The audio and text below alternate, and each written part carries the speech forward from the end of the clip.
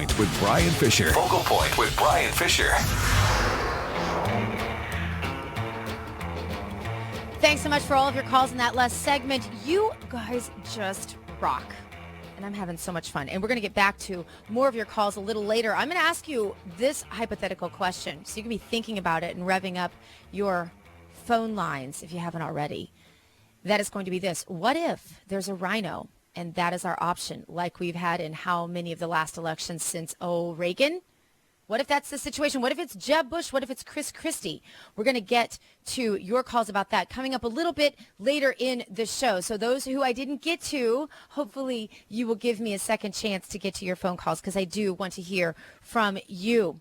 Now, if age is wisdom, then who better to ask for the secrets of success than 500, did you even know there were that many, centenarians?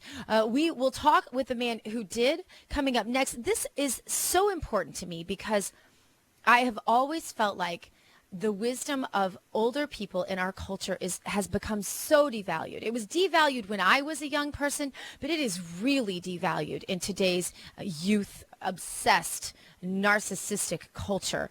And my 18-year-old daughter would agree with me on that analysis, by the way. So I decided to have for you today a guest that I have enjoyed on my show who has interviewed 500 centenarians. I think their wisdom is important, and I think it's even more important that their value to our culture is reignited. That's why I love what Dr. Steve Franklin did. He's a former professor and associate dean at Emory University's Business School. He's been on a mission since 2007 to capture the wit and wisdom of the world's oldest people and to share it with the world's younger generation. He's interviewed, videotaped, and surveyed over 500 centenarians across America, and his newly released book is Celebrate 100 Centenarian Secrets to Success in Business and Life. Welcome to the show, Dr. Steve Franklin. Thank you, Dr. Gina. So good to hear your lovely voice again. Yeah, it's good to be with you as well. I was so impressed with you when I had you on my own show that I wanted to bring you to this Focal Point audience because for two reasons. One, as people age and start to look at the meaning of the golden years, as we call them, we look at this younger generation who is completely devaluing and disregarding anything that they have to say. Heck, if young people won't even listen to people my age, they sure aren't listening to people 80, 90, 100 years old. But there is such grains of wisdom really in that generation. As you know, the greatest generation passing away. My own grandfather died this year, a World War II bomber pilot, and that wisdom is now gone. And I try to think of every question to ask him, Dr. Franklin, before he's died, because I didn't want to have forgotten to ask him something that I want my children and my grandchildren and my great-grandchildren to know. What are the most important questions we have to ask this generation, Dr. Franklin? Oh, my goodness. Well, I ask questions about three things: money, work, and life. Mm-hmm. And you recall in 2008, the big meltdown, and all the media said this is the worst recession since the Great Depression. Well, how do they know? Because none of them had lived through the Great Depression. So I said, well, I'm going to go out and start talking to people that actually lived through the Great Depression. Started in actually 2007, and then along comes 08, and wow. So I think you need to ask people about how did you survive, if they lived through if they can remember the Great Depression, they're old enough. How did you survive the Great Depression? What things did you do and not do that helped you survive financially and mentally and emotionally and all those things? I think I ask people about, as you know, work. I ask them about work because we spend half our waking hours in some sort of work. And I think it's pretty important to try to find out, okay, well, what are some secrets, if you will, advice that you would give people about work. And then, of course, I ask lots of questions just about life in general. And interestingly, I ask some interesting political questions I'll be happy to talk to you about a little bit later if you like. So those are the three areas that I really focus on: money, work, and life, because all of your listeners, everybody listening right now, we're wrapped up in all three of those things. All right. Well, we can't of course convey all of the wealth of wisdom that is in this book, but let's just start with that. Let's start with money. You know, a lot of people think, oh, we don't want to focus on money. That's greedy. We always get labeled greedy. We don't want to talk about money because we think, well, then that means that we really are the greedy people that the left likes to portray us as. But there are some real secrets about wealth that these centenarians had for us that I think many of us haven't thought about today. Do tell. Absolutely. Well, one of the first questions I asked him was, if you had your life to live over again, or what did you do during your life? I asked him questions, not only what did you necessarily do, but now having lived a century, what would you have done differently? And one of the questions I asked is, what percentage of your income would you save? And what percentage of your income do you recommend to all young people that they should try and save every year, no matter how much they make? Whether they make $10,000 a year or $1 million a year. And the most frequent answer we got was absolute minimum 10%. Now, that's double what the national average savings rate is right now, even though if you go back to the 50s, well, our savings rate in America was over 12%. So one of the things they said, you need to save between a minimum 10%, but a lot of them, Dr. Gina, said over between 30 and 50%. If I had my life to live over again, I would say between 30 and 50% of my income. They said it's not how much you make, Steve, it's what you spend. And a number of them saved over 30% of their incomes during their lifetime. That is really So that was a fascinating big because there was a big thing on October 28th in the Wall Street Journal I was going to share with the audience today. Only 46% of people are confident they'll be able to afford what they want in retirement, but 78% expect to be extremely happy in retirement. I think the wisdom of your centenarians goes straight to this. Oh, absolutely. Because, I mean, the higher the percentage, the more happy you're going to be in retirement. There's just no doubt about that. And then, of course, everybody says, well, what to invest in, And, again, we ask that question. What do you think is the safest place to invest today? What has been the best areas of your investing over your lifetime? Stocks, bonds, mutual funds, real estate, precious metals.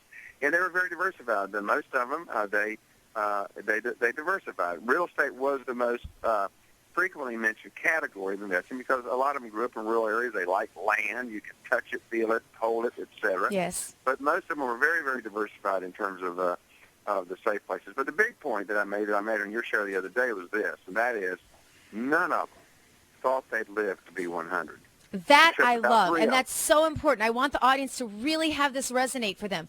Not one that's of them thought important. they'd live to be 100. How many people This think is- they're going to live to be 100? But if you don't plan for it, what happens? Absolutely. And I ask that in audiences I speak at all over, and I say, how old do you think you're going to live? And the most frequent number I get is about 85 to 87. Most Americans, I think, have a mindset they're going to live. And so they planned about 85 or 87.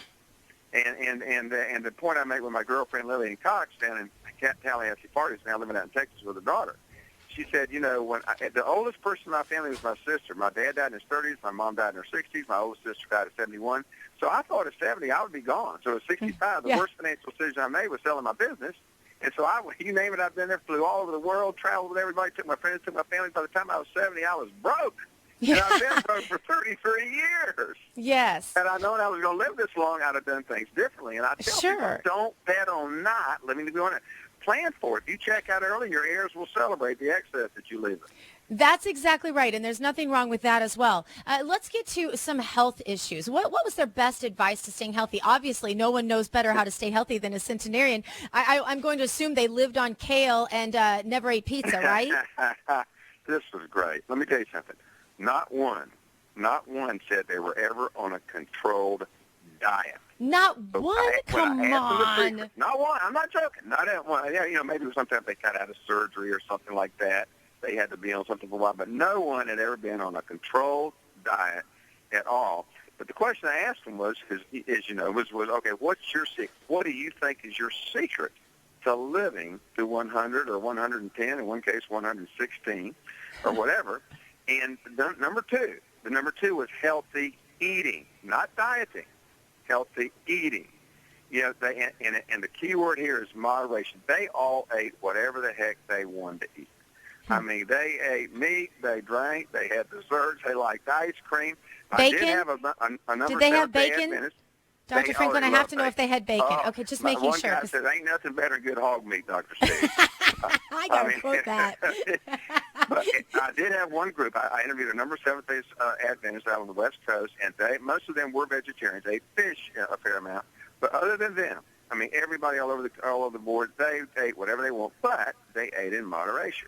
I did not meet a single obese centenarian.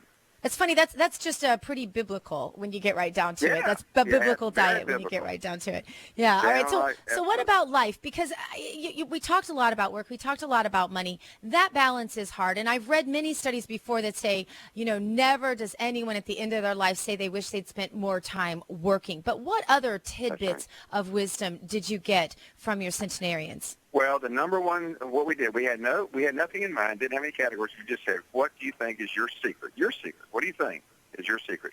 And as you know, the number one category that came back was, we labeled it attitude. These people are just, they love life. They appreciate life. They're grateful for life. They don't blame anybody else for their problems. I tell everybody now that after meeting all these centenarians, I've decided there's two kinds of people in the world. There's people that wake up in the morning and say, good morning, God. And there's people that wake up and say, good God, morning.